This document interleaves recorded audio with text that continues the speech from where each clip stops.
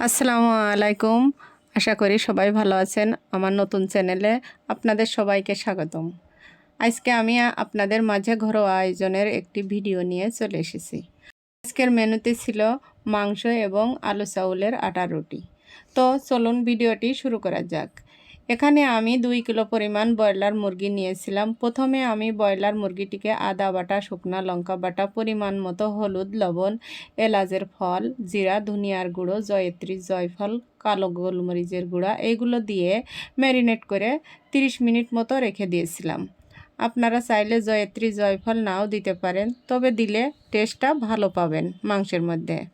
এরপর আমি রান্না করার জন্য চুলায় প্রথমে কড়াইতে সাদা তেল দিয়ে দিলাম। এরপর এর মধ্যে আমি একে একে পেঁয়াজ বাটা, রসুন বাটা, তেজপাতা, দারুচিনি সব দিয়ে একটু নাড়তে থাকলাম। যতক্ষণ না বাদামি কালার আসে ততক্ষণ এটা আমি নাড়ব। আবার অনেক ক্ষেত্রে দেখা যায় মশলাগুলো তেলের উপর দিয়ে নাড়াচাড়া না করলে কড়াইতে লেগে যেতে পারে। এই বিষয়তে আপনারা সতর্ক থাকবেন।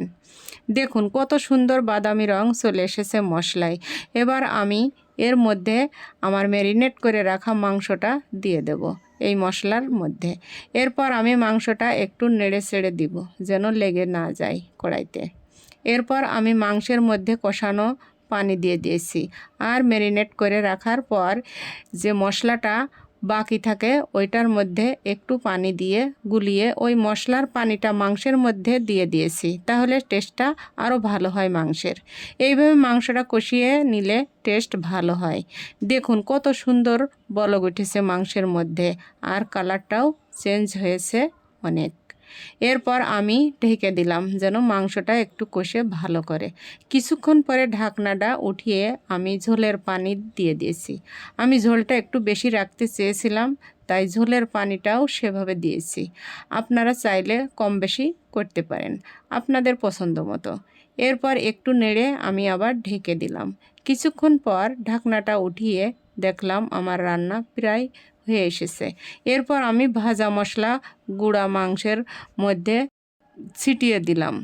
মাংস রান্না হবার পর চুলো থেকে নামানোর আগে এই ভাজা মশলাটা দেওয়ার পরে একটু নেড়ে চেড়ে দিলে টেস্টটা অনেক ভালো আসে, খেতেও অনেক সুস্বাদু লাগবে। দেখুন আমার রান্না হয়ে গেছে। মাংসের কালারটা কত সুন্দর এসেছে। আমি এইটুকু পরিমাণ ঝোল রেখেছি, আপনারা চাইলে কম বেশি করে রাখতে পারেন।